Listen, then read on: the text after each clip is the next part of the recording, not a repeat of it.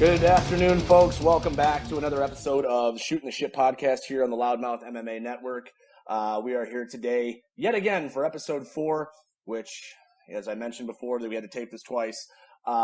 This is really turning into the women's show. We have another female guest. Today we have Alesha Zappitella, Invicta atomweight contender, and interesting Twitter personality. Alesha, how are you today? Thank you. Hi, I'm doing fantastic. How are you doing?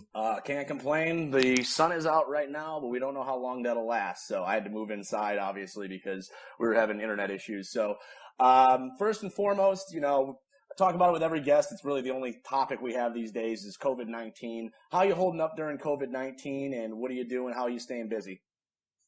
Well, I am living my absolute best life during COVID. If I'm being honest, my work was one of the first ones to shut down. I work at an elementary school, so I had to figure this shit out real quick.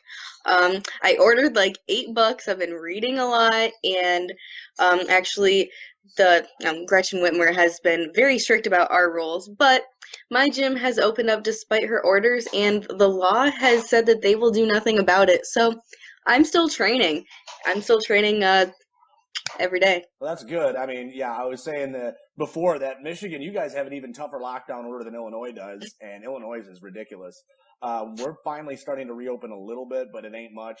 But I'm glad to see that your gym is actually just defying orders because everything. And we don't talk about politics on the show because Keith Schillen will yell at me. But I was a teacher myself for 5 years, and one of the things I taught was the Constitution. And I can tell you that these stay-at-home orders are completely unconstitutional. So it's good to see that you're getting out there. Now, you said you're an elementary school teacher, so we got something in common. We're both in the education system. You're 4'11". Do they ever confuse you as one of the children?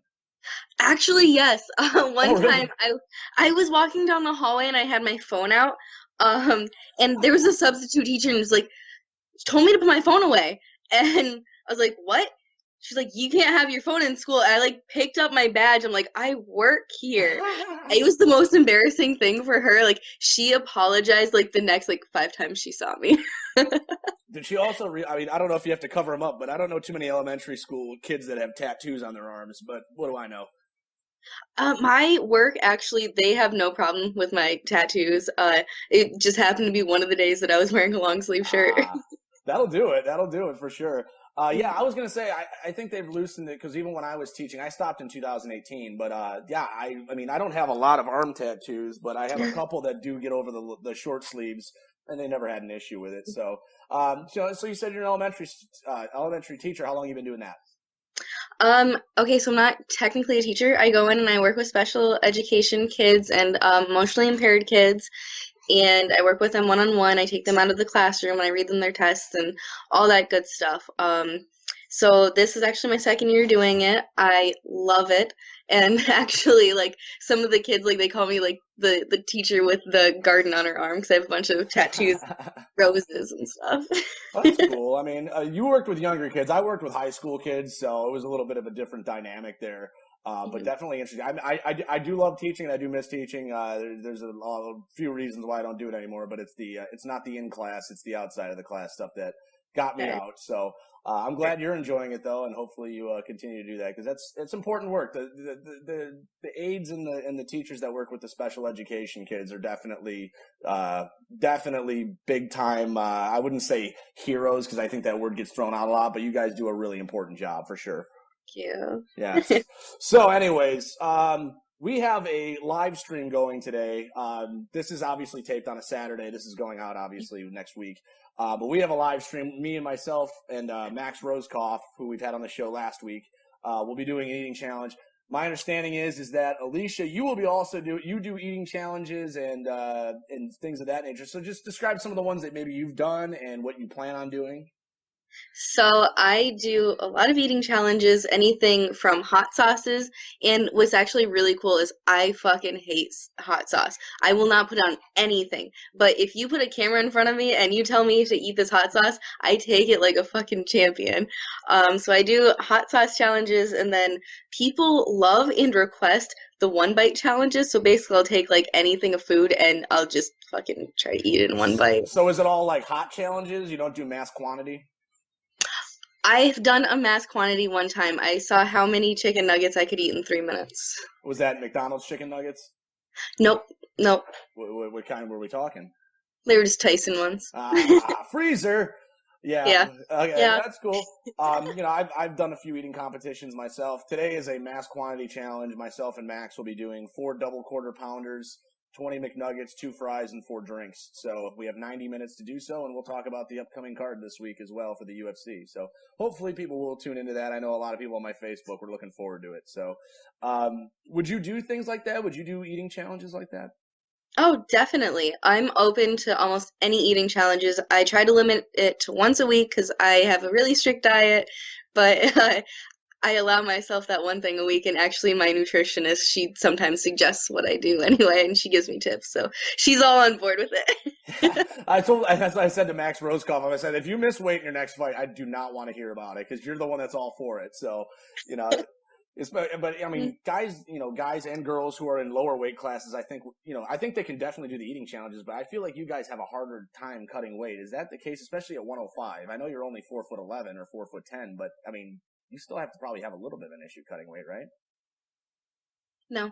I walk very close. I used to walk really close to weight, and then my coach really had a problem with it, and I had to put on some weight. So I have no problem cutting weight. Basically, if I tell my body what to weigh, it weighs it. Like That's I'll nice. walk at 120, and then once I start fight camp, all right, it's time to get down to 115. Then I'm there within like the next week, and then I come into fight week like 112, and losing that 6 pounds is like so easy. Yeah. I wanted to do a wing eating competition with you. I thought that would have been fun. Ooh. There's still a possibility we could do it in the future, but have you ever seen how many wings you could eat in one sit down? I have not seen that yet. Nope. I think my record was 75, and I'm going to try and beat that. It's Hooters though. Hooters wings are kind of smaller. You know, if you go to like a cool pub, they usually have bigger wings. So we'll have to see how we do that. But if you feel like coming back on the show, we could definitely make eating competitions a once a month thing or something. That'd be fun. Definitely. Great. Yeah. So now I know you have your own little stream or whatever. You have a little thing that you do these competitions on. I know you're also into game streaming and stuff like that. So I'll let you be the whore here and promote yourself as I promote myself on other shows as the whore I Okay. am. So why don't you tell us about what you do on your stream and where we can find you on that? Okay. So, first of all, where I do my eating challenges is on my YouTube channel. You can just look up my name, Alesha Zappitella, or it's YouTube half pint six. Always eating challenges or art challenges. I tried doing some workout videos, but people really don't like those. They're not interested in those. But then, yeah, I am actually a Twitch affiliate. So, Twitch.tv/Alesha Zapp, and I live stream anything from Animal Crossing to Diablo and Elder Scrolls. I love Elder Scrolls, but it is it's such a slow game that it's really hard to stream it. So mostly it's Diablo and Animal Crossing. Yeah, I know nothing about any of that. I am the opposite of a gamer. I can't sit in a chair. I have like hyperactivity. I got to be doing a sport or working out or something. Not that I look like I work out because I'm a fat ass, but definitely I don't know about the video games. But so do you get a big following from doing that? I know a lot of gamers on YouTube have pretty significant followings. And how long have you been doing it? I just started streaming. I became an affiliate literally within 7 streams, and that's like the minimum amount of streams that you need to become a Twitch affiliate. So that didn't take very long. Diablo is something I've always played just for fun, so I figured like fuck it, I might as well stream it, especially like I tweet about when I'm playing it and my followers are always like, I want to watch you play, and like they love tuning in because I get to just shoot the shit with them. We just sit there, we talk, and half the time it's not even about the game. Right. And actually, I have a knife throwing target in my backyard, and I throw knives and tomahawks, and people have been requesting that I live stream playing throwing knives. So yeah, that would be really cool. Actually, I think that's something I would be interested in. I'm not really interested in the whole video game thing, but if you were doing like axe throwing or hatchet throwing or something like that, that's something I'd definitely tune into. I've experienced. Oh, excuse me. Wow. It's this damn Jack Daniels. I have experience throwing sharp things, but I threw a samurai sword through my friend's drywall when we were knocking down the drywall. So that's really the only experience I have. But axe throwing has become a really popular thing. Like they have like actual places you can go and do that now. yeah, I actually got surprised with all of my friends. My roommate, he set it up that we went to the axe throwing place, and it was actually one of the coolest things ever. I'm actually drinking now too, but a little bit healthier than your Jack Daniels. It's kombucha that has 6% alcohol in it. Oh, nice. Is that actually, what kind of drink is that? Nova. It's just a beer. It's a kombucha beer. Cool. Yeah. Listen, this is not unhealthy. Jack Daniels straight on ice is a healthy drink. There's not a lot of calories. I hate to tell everyone this. There's not a lot of calories. One of the reasons I've lost weight during COVID-19 is because instead of drinking beer, because I know I'll become an even bigger fat ass, I've actually lost weight because all I do is drink Jack Daniels on the rocks. Oh, okay. I mean, Tito's is gluten-free, so I think that's in the clear, too. We do have Tito's here as well. The girlfriend requests Tito's, so we have Tito's as well. She has her Tito's and whatever she mixes it with. I think it's tonic or something, and I just have my Jack Daniels on the rocks, and it's been fantastic. And I have less of a pot belly because beer is terrible for you, so... Yeah. You know, if you have 20 beers, that's like 2,000 plus calories, you know. That's a lot. Yeah. Well, I'm also 6'4", 215 pounds, so. Fair. Well, yeah, I don't normally drink, but tonight I'm actually going to a Magic the Gathering draft night, so I'm gonna pregame that a little bit. Sounds incredibly nerdy, but that's what you do. So anyway, so you're from Michigan. I actually have a lake house in Michigan. I go there a lot. Obviously, right now I'm not able to because if God forbid, I go sit by the lake, Gretchen Whitmer might have a helicopter come abscond me and bring me to jail. But what part of Michigan are you in? The east side, the west side, south, north? About an hour from Detroit. I live in Howell. Okay, so that's Yep, so that's northeast. Okay. Yeah, very good. So, yeah, I'm more by the Lake Michigan. I'm more actually pretty much right off of Lake Michigan. So that's cool. So anyways, kind of getting towards the UFC part of this. I know you got stuff to do today, so I won't keep you too long. Obviously, you're an atomweight, right? Mm-hmm. And obviously, you're 4'11", if I'm not mistaken. 4'11" or 4'10". 4'10" and a half. 4'10" and a half. Which sound like Larry King, 5'6". So obviously, you know, there's no atomweight division in the UFC. Now let's assume they never have an atomweight division. I'm surprised they still have a featherweight division at this point, to be honest with you. Obviously, they call you, they say, hey, we want you for a strawweight fight. Is that the next move if that's possible? Oh, definitely. I even tweeted about it during one of the last cards when Carla was fighting Michelle. I tweeted about how they're both previous atomweights, and I would love to fight either one of them. Actually, I think that if they got me to fight Carla Esparza, I think that would be a beautiful, beautiful fight. You never see two girl wrestlers fighting. Yeah, absolutely. One of the biggest things I do is follow women's MMA. I've been to numerous Invicta events, doing press. Surprisingly, they let me in now. But you know, I like to make fun of myself a lot and just talk about how unknowledgeable I am of the sport. But if there's one thing I do know, it's women's MMA. That would be a great fight. And that's one thing I've always said. The woman wrestler is really, it's kind of like when the UFC started and no one knew Brazilian Jiu-Jitsu. At this point, there's not a lot of women wrestlers. I think that that's a huge advantage, having a wrestling background, in the same way that Royce Gracie having a jiu-jitsu background was so advantageous to him because there just wasn't enough people that knew that. Definitely. I've been wrestling since I was 5, and I've said it many times. These girls can practice wrestling all that they want. They're not going to catch up. Well, and you, I believe, if I'm not mistaken, I didn't do a lot of research for this show because it's, you know, like I said, it's shooting off the hip here. But if I'm not mistaken, were you qualified for the national team, or you were something? I could be wrong. Actually, I qualified for the Olympic trials in 2016. I placed top 6, and the only girl who beat me, she beat me twice because of the seeding, how it worked out, was Clarissa Chun. And if you don't know who she is, she's a bronze medalist in the Olympics. Yeah, she's really good. She's really good. And that's another thing. I do pay attention to amateur wrestling as well. It really is unless you, like, up to the naked eye, like, I think a lot of people just don't understand amateur wrestling. But, you know, if you do, it really is an awesome sport to watch. I don't know if you watched the Jordan Burroughs versus Ben Askren wrestling match. I know Ben Askren was way past his prime, but it was a great thing to watch. I know Jordan dominated, but wrestling is really underrated to watch. Yeah, it's way underrated. So, but, so you lost to a bronze medalist. So you could technically say you're the second best.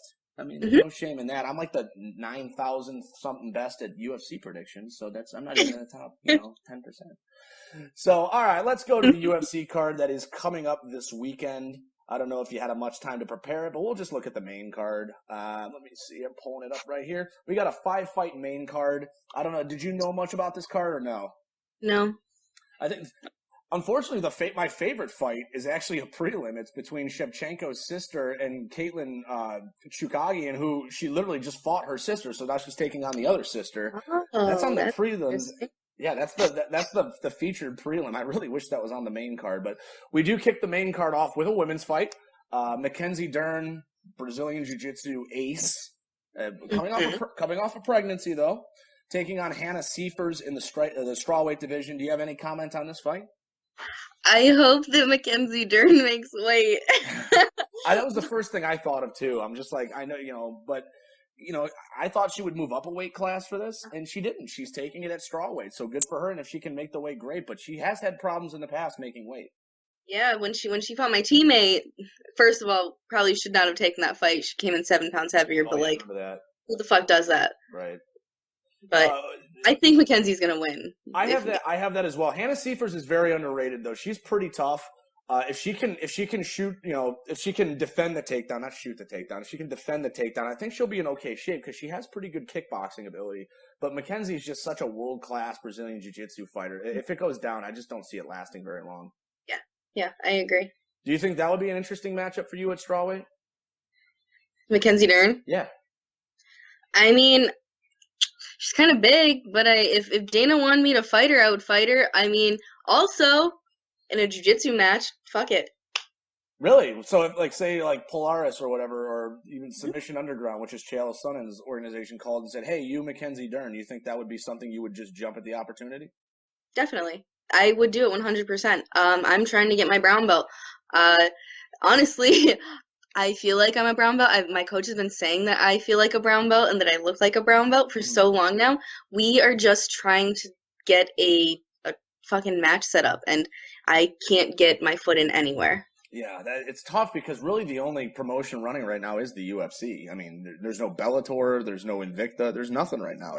I know Tanya Evinger, when we talked to her, she was in talks with Bellator to get a fight, and then this happened. So now she's kind of just waiting around. And unlike you, her gym ain't open, so she can't do a whole lot. And then she told us about her beach body and all that stuff, and then we kind of tried to move on from there. I love Tanya. She's great. I love Tanya. She's a wild woman, and that's why that show was so. That was why she was my first guest ever. She was outstanding as she normally is. The next fight on the main card is a lightweight bout. Shut up, phone.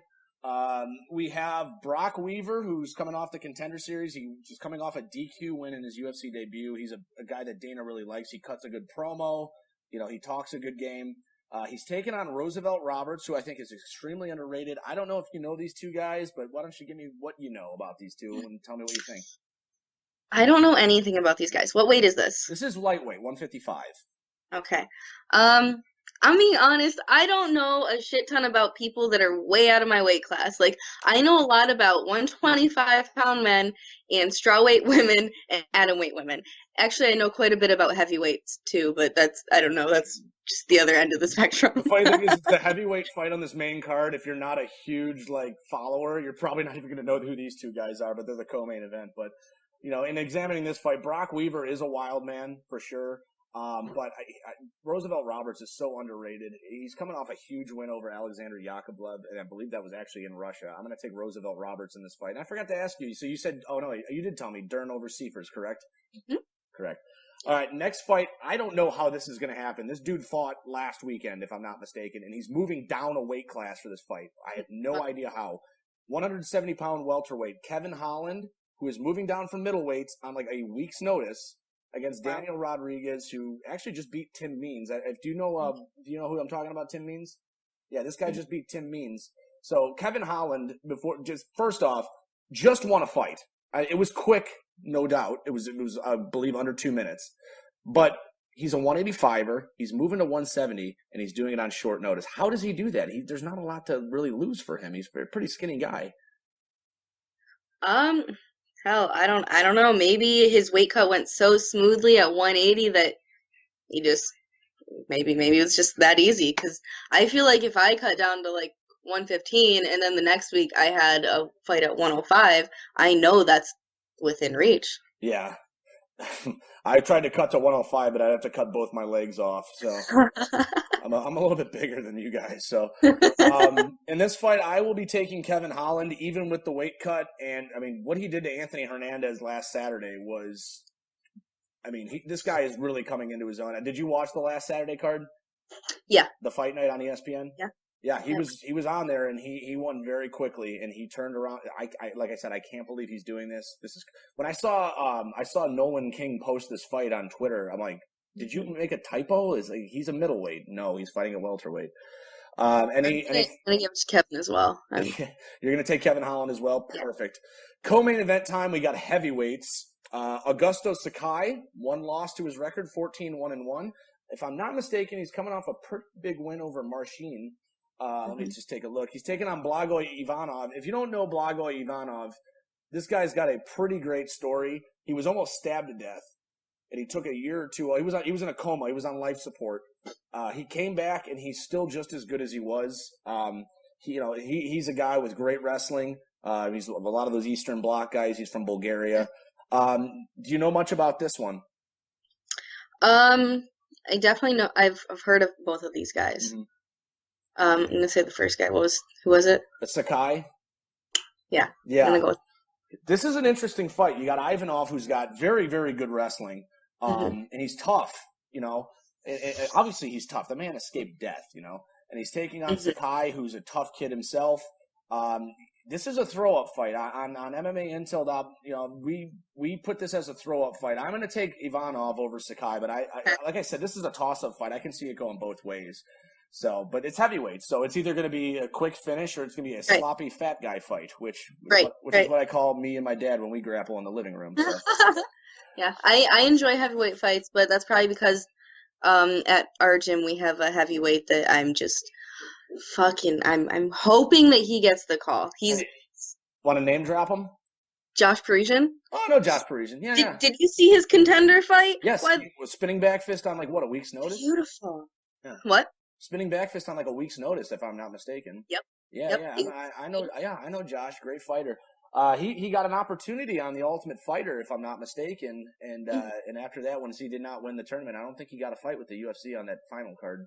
No, sadly not. I'm surprised by that. I thought they would have given him, he kind of did him a solid by being on tough, but he's definitely a guy to keep your eye on for sure. All right, main event time. We got Gilbert Burns, who is literally trying to turn into Donald Cerrone 2.0. He wants to fight like every week, and it's fantastic. And he's done a very good job recently taking on the former UFC welterweight champion, Tyron Woodley, who has the most vocal, loudest mother outside of my own that I think I've ever heard. I remember, before I ask you about your thoughts on this fight, I saw Tyron fight a long time ago. This was before he was in the UFC on a Strikeforce card. It was the Dan Henderson Fedor Emelianenko card, which I was the only non-Russian in the crowd. I thought I was going to get stabbed that night. And Tyron was fighting somebody. I forgot who it was. It might have been Paul Daly. And it was really loud in there. It was a capacity crowd. And the only person I could hear audibly was Tyron Woodley's mother over everybody else. That's funny. I just wanted to tell that story. I'm not saying it was a good story. My mom is also one of those. My mom is also one of those. Yeah. I have yet to see that, but I am really looking forward if she goes to your next fight, and I'm streaming that, and I'm like, oh, there's Zappetella's mother. Oh, she's. If you listen to any of the Invicta fights, you will hear my mother. I feel like the Invicta fights aren't as mic'd up as the UFC and Strikeforce, so it's kind of harder to hear. Mm-hmm. Yeah. So, what are your thoughts on this fight? I mean, Gilbert Burns is really coming into his own. Just beat Damian Maia, who is considered one of the best Brazilian Jiu-Jitsu fighters in the world. That's hard. I'm gonna give it to Woodley still. What do you think? He outstrikes him, or?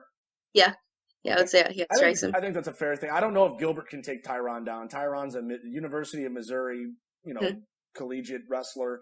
Not too many guys in the welterweight division as physically imposing as Tyron Woodley. The dude is an absolute animal.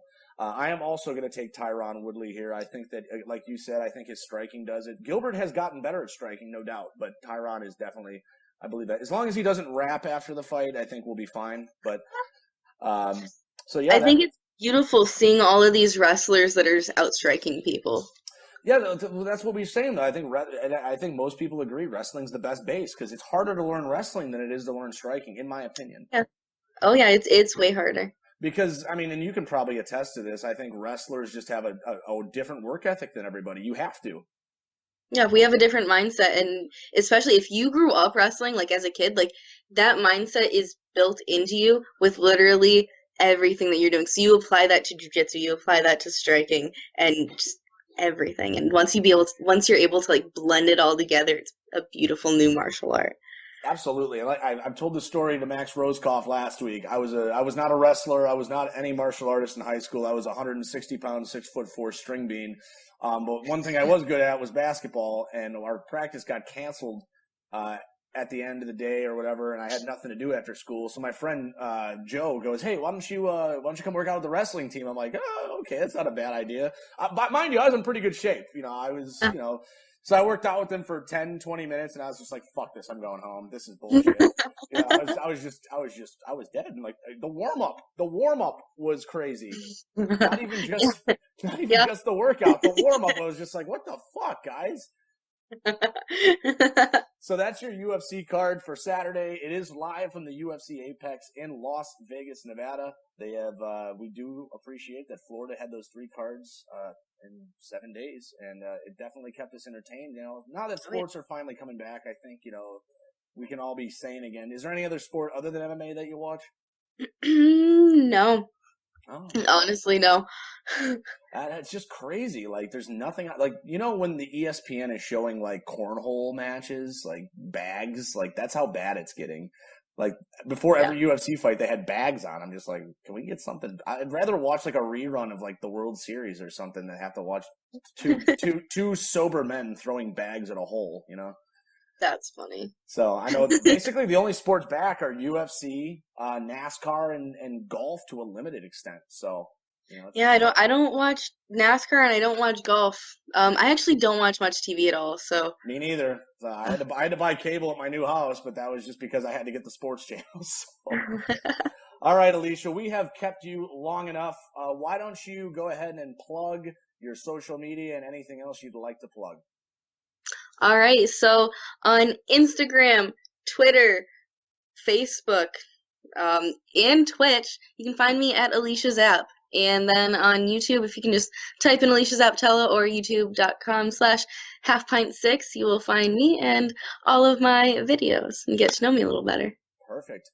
Hopefully, my small audience will migrate over to yours, especially because I do have a lot of nerdy friends that like gaming. Not that I'm calling you a nerd, but I'm calling them nerds. And if they're watching this, fuck you guys. You are nerds. I love you, but you're nerds. So with that, I will do my own plugs. Please go to MMA Intel for all of the latest information. We have archives of this show. We have archives of our scouting reports. We might even have one on you, Alesha, if I'm not mistaken. Okay. We do our last 2 weeks ago. We had a scouting report on Haley Cowan, and that one I think has done the most reads of any of our scouting reports, other than Max Rosekoff. So check those out. We got updated UFC rankings, our rankings, not the shitty ones the UFC does with those terrible journalists that call themselves journalists. We got matches to make after each UFC card. We've got predictions for each UFC and Bellator event. We got all the goodies, top prospect rankings, everything. Go to MMA Intel. You can also catch me on Combat Press. Shout out to Rob Tatum and Brian Henderson for putting up with my ass this many years. And that's pretty much all I got. Twitter, Big Riles MMA. Go there as well. I usually post retarded shit. So, sorry for using the R word, my bad. Anyways, for Alesha Zappitella, old half pint, I am Riley Kontek. We have enjoyed having you here on Shootin' the Shit podcast on the Loudmouth MMA Podcast Network. So have a great day and go fuck yourselves. Bye.